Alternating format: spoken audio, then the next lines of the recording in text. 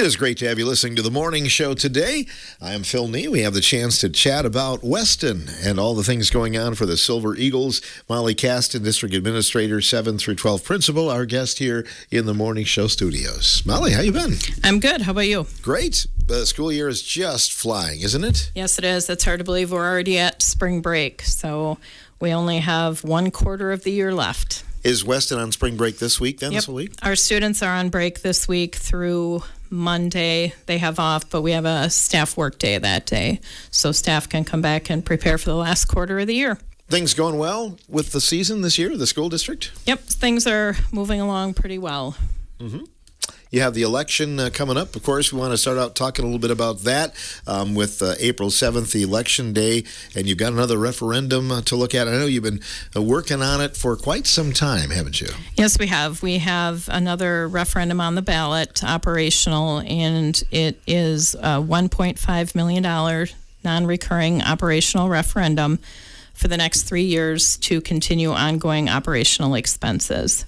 And this is the same as we had last year at when we had the election, but we did have to make many cuts to get to that point to be able to have that number where we were at, because just like many individuals are experiencing rising costs in insurance, heating, food, gas, all of those things, so is our school district. And so it took a lot to get to that point of what that was the number we were able to come in at. And you already have to start planning for next year, so I understand you've already made some cuts for the next school year, haven't you?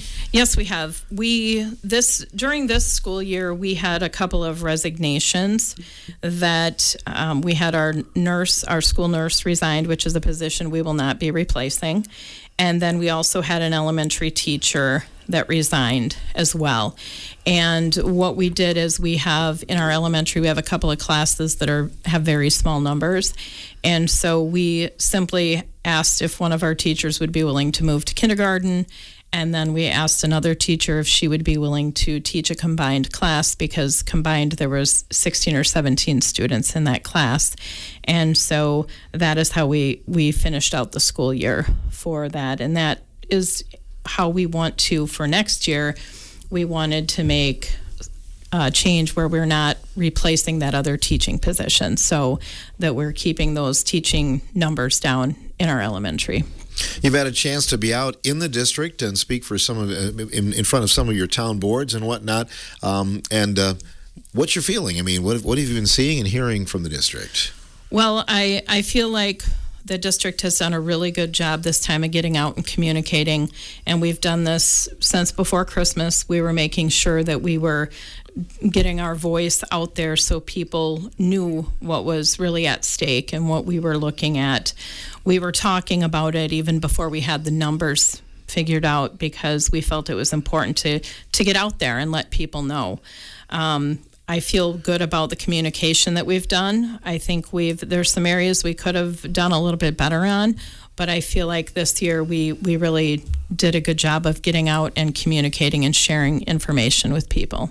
The overriding thing, the feedback probably is taxes, and I know it's a tough time for everyone, isn't it? Yeah, it is. It's, and we understand that. We understand because we're in a similar situation where homes, families are struggling with costs, the increasing costs of gas, groceries, all of those things, and then to add on additional taxes, we understand what a burden that is.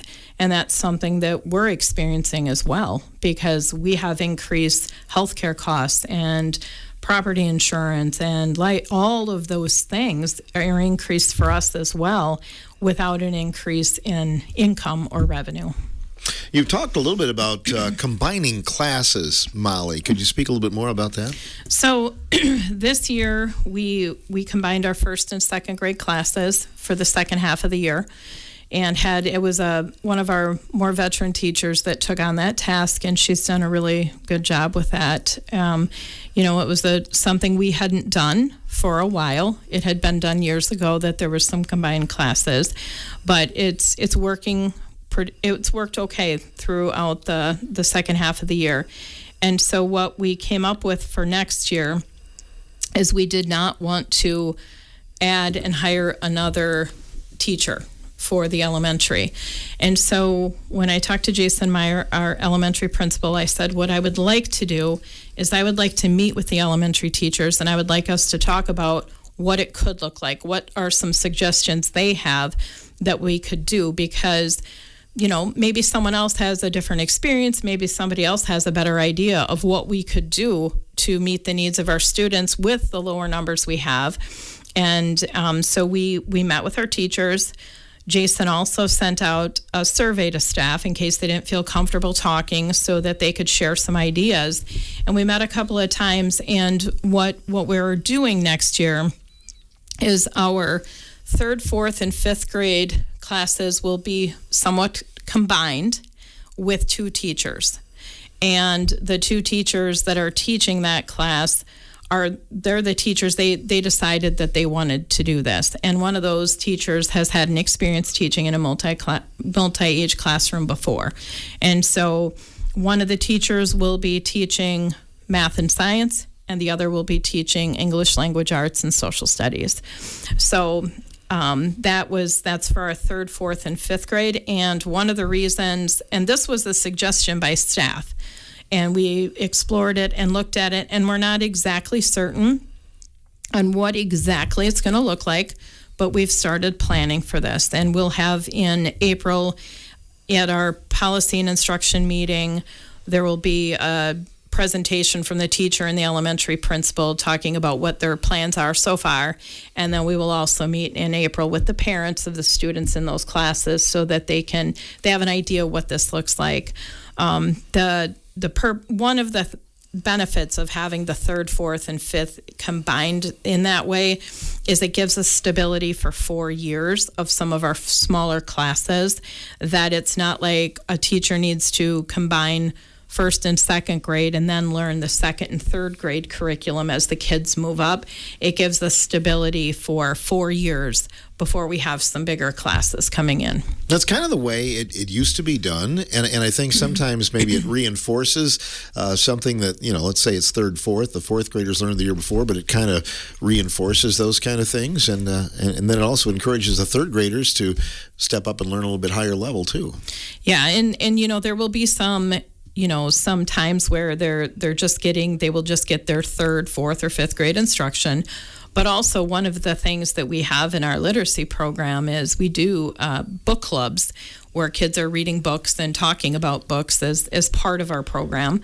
And having those combined classes, when you have students that are reading at a higher level, they will have more opportunities to be able to push up where they're able to, if you're a 3rd grader reading at a higher than a 5th or 6th grade level, you'll have an opportunity to be able to have some of those conversations with your peers and reading those books.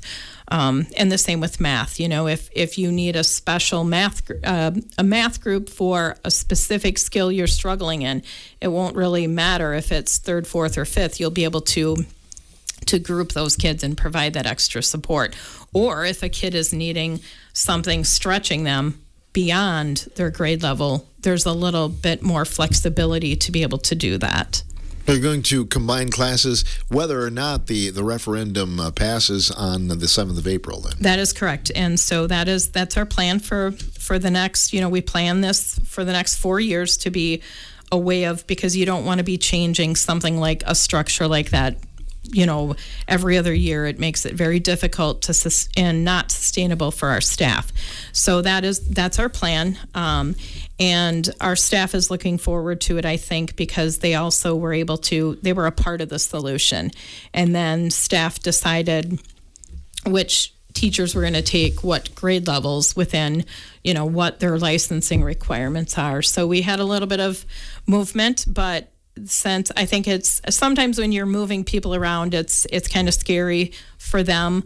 But in this case, the staff were the ones that decided where they were a best fit, and we agreed. We thought, yep, that would work. So we're pretty excited about next year for our elementary. I think it's a unique approach for us to try, and a good way to manage those small numbers that we currently have in some of our elementary classes. Well, Molly, I know you're really proud of your staff at Weston. Maybe you could highlight them a little bit. Yeah, we are so fortunate to have the staff that we do. Right now, it's not an easy time being in a district when you have had a referendum that failed. You have another one on the ballot. People are always worried in a school, how long their position will be there. Is their position going to be cut? What happens if this, people are always questioning what happens if the school closes. And it's hard, you don't have a lot of answers for people, but in spite of these challenges, our staff is continuing to push forward and coming up with solutions to the problems we're facing. Going through that process with our elementary teachers for them to find the solution with our support. We didn't just say, hey, you guys figure this out. Jason and I are out of this. We wanted to know what they thought would be possible. And so we told them, think about don't think of anything as not being something we could do. Let's really think out of the box. And they took that, and that was really great. And they came up to solutions. Our staff, when you remove a teacher or a staff member, as I've spoke about, we had to cut our library media specialist position for next year, and we will be filling that through a contracted service through CISA 5. She had taught some library media, library specials, information technology literacy courses is what she was teaching in our elementary. And so that still has to be filled. And so we had to do some staffing adjustment a little bit and have someone that can fill that need. And when I talked to staff about it, that was one of our junior high staff members. She was more than willing. She's like, yeah, absolutely. I can do that. And we had to do some adjustments. So, this means that some of our staff also will have to get some additional licensing, but they're all willing to do that. So it's been good to see that. And then also next year at our high school, we have 3 new advanced placement courses that will be taught. This past year, we've had, for the past 2 years, only one AP class, though we have several transcripted credits and offer dual credit and early college credit. We haven't had any other than the one advanced placement course. But then I had 2 new staff come to me this spring, and they're like, hey, can I teach an AP class? And I said, absolutely, if that's what you want to do. And so they applied and it was approved. And so we will have 3 new advanced placement courses on our schedule for next year. So that was good to see staff really, embracing that and, trying to provide more opportunities for our students. Mm-hmm. You've had some of the staff members in here, in the past couple of years, Molly, and I'm always amazed at, in fact, I think your music teacher she wears multiple hats, doesn't she? Yeah, you can't work at our school and not wear multiple hats. Yeah. Our music teacher is the advisor for the SHEEP project, and everybody has, in order to have almost a full day, you have to have different responsibilities that you have. Our technical education teacher, he's also our technology support person and takes care of our Skyward administration, which is our student information system. So everybody has kind of their niche of what they are good at and what their passions are, and we're able to fit that together for them. Lots of positive things going on in the district. There is. We'll come back and talk more about Weston in a moment with Molly Caston. You're listening to The Morning Show on WRCO.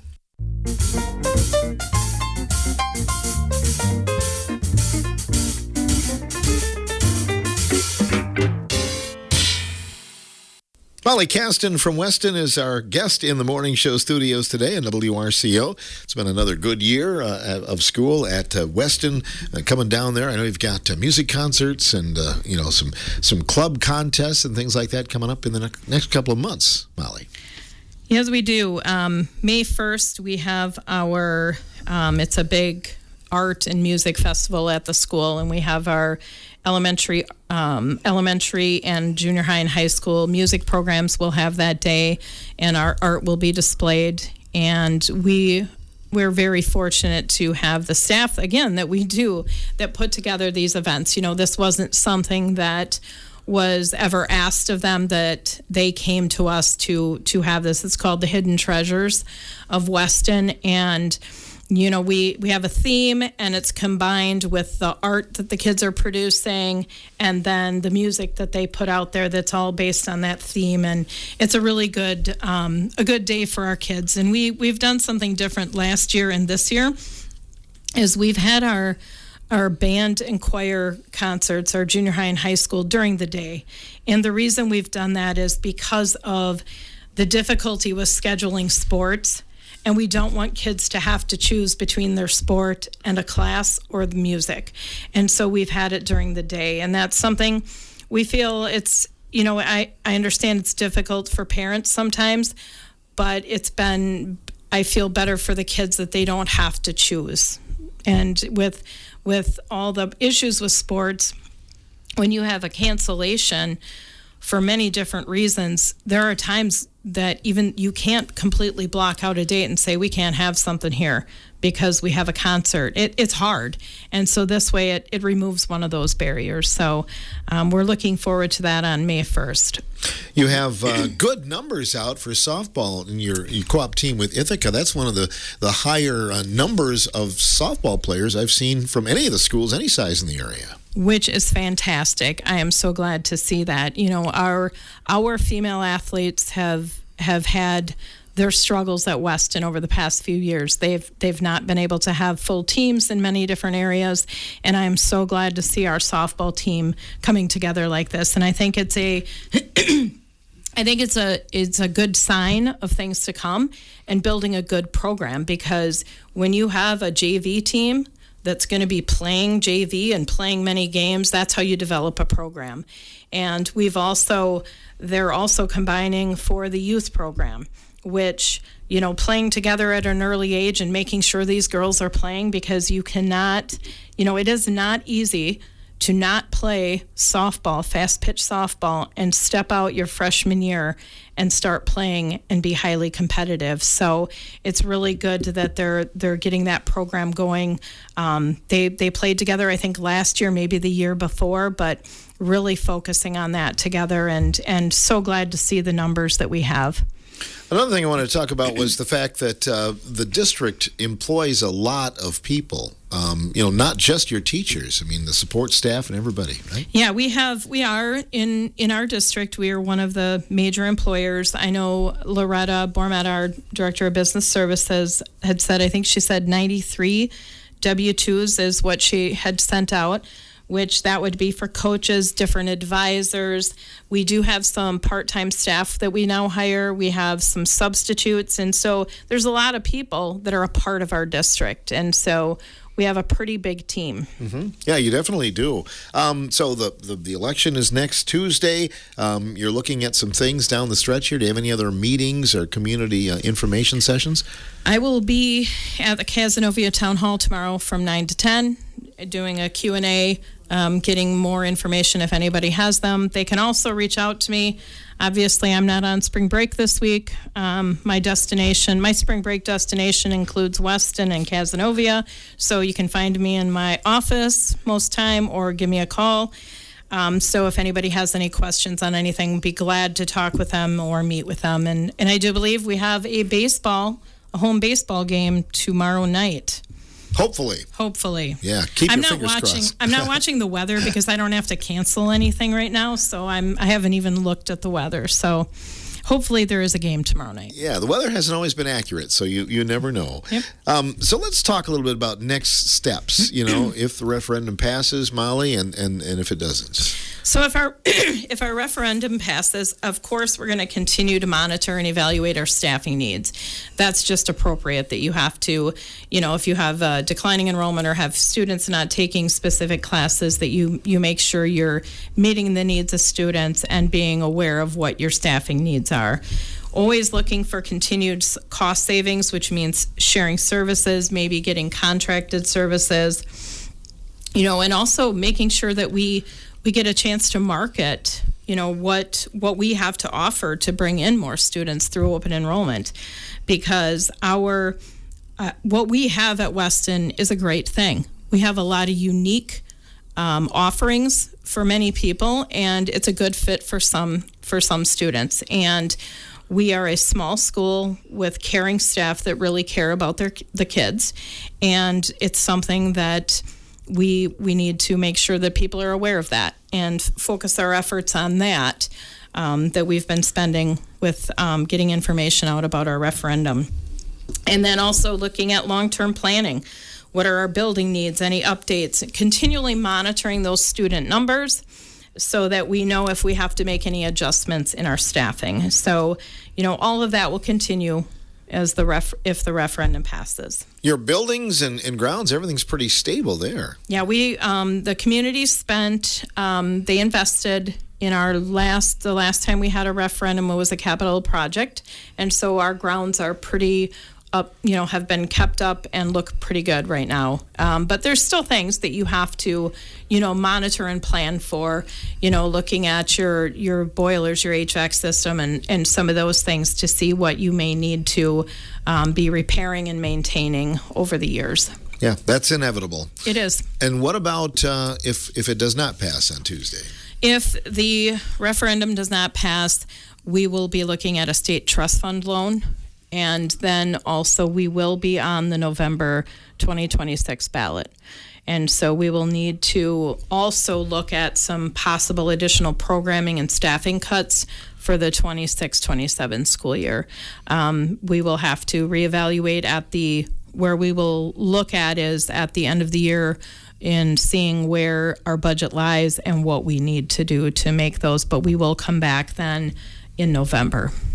A lot of talk about consolidation. The state has been, it's kind of maybe rumored that that's one of the things that they're pushing and things like that. It's not necessarily a cure-all, though, is it, for high taxes and other things people are concerned with?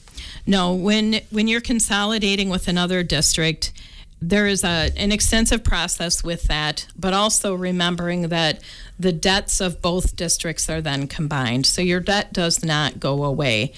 And also, there could be some cost savings in some areas where in other areas there may be increased costs. There is also the thing too is that I think people often think that if a district were to consolidate with another district, that would mean that we would no longer be going on these, going out for an operational referendum.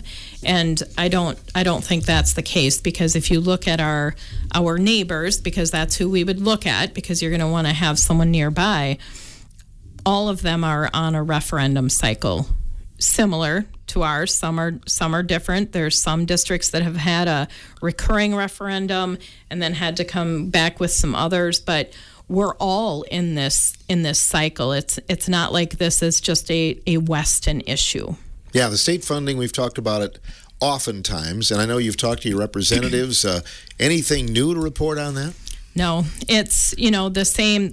It's not a Weston issue. It's a statewide issue. And the state is not adequately and equitably funding education, and my kids should be able to attend a school in the district that they live in and have many of the same opportunities as other students have in different districts. But it shouldn't be that a family has to make a decision to either move or change districts somehow so that their kids can have those different educational opportunities. Because what happens is it's only people with means that can do that. So for open enrollment, if a family open enrolls, they have to be able to transport and get their child to that school, and you have to have the means to do that. So, it's really unfortunate that we're in the position we're in. I don't want our district to become a casualty because we have so little that, going through this process multiple times can really harm us. I know there's been talk, in other states. I believe Iowa has like one school in each county. But, the other thing is you don't think about is busing. I mean, there's a chance there's a student in northern Richland County, they'd be on the bus quite a long time. Yeah, in our district alone, the buses leave at 3:10. 3:10 about is when they leave, and the buses start getting back to school between 4 and 4:10. And so that's, about 45 minutes or so on the bus for some of the kids. And if you were to expand your district, that's going to be a longer time that these kids are on buses. How big of a district is too big? And I don't mean just the number of students. I mean physical size, right? How big of a district is too big to bus everyone and to spread everybody out over? Mm-hmm. Yeah, well said. So you're going to be out and about. You're available if somebody would like to, talk to you, express concerns and those kind of things. And you've probably heard it all so far in terms of yay and nay, haven't you? I've heard a lot of people having questions, and I understand where they're coming from. People are concerned, like we've talked about their costs. They have limited income. They have rising costs everywhere else too, and I really understand that, and I understand how difficult this is for everybody. There's people that, they want to have our school, but they're strapped as well. So it's a really unfortunate situation that our district is in. If the referendum passes on Tuesday, then how long is that good for then? Through 2028, I believe. Okay. I believe 3 years. I haven't done the math on that. Mm-hmm. It's in my binder here, but it's a 3-year referendum. Okay. And then you're always hopeful that things maybe are going to change statewide in that time. Yes, and that's one of the reasons we've stayed with the 3-year time frame, is we are hopeful that something will change at the state level, so that we're only asking for what we need to get by, in the hopes that something is going to be changing. Because again, it's not just us experiencing this, it's many school districts in the state of Wisconsin. It's going to take some of those that were on the fence last time to come through with yes votes for you, right? That would be, yep, that's accurate. Next week. Next week. Good deal. You just want to encourage people to get out and vote. Yes, make sure to, we want everybody to feel like they've been heard, and make sure that they know, and that they have the information that they need to be able to make an informed decision. Well, the small schools, and I can't think of one better than Weston in terms of being the center of the community. You don't want to lose that identity, do you? No, and, I appreciate how engaged the community has been in this process. They have shown up for presentations at different township meetings. They've been asking questions. They've called. They've emailed. I've had people come and talk to me at different school events. And I understand, like I say, that it's been very difficult for many people that are experiencing the same thing that we are as the school district. And I do not want the district to become a casualty due to the inability of the state to find a solution to adequately and equitably fund education. Well, thanks for your knowledge today and your information. You're going to be coming back another month or so and bringing along some students and kind of talking about some of their fine accomplishments there. Yes, we will. We look forward to that. All Molly, right, thanks you. a lot. Yeah, Molly Caston joining us, District Administrator, 7 through 12 Principal in the Weston School District.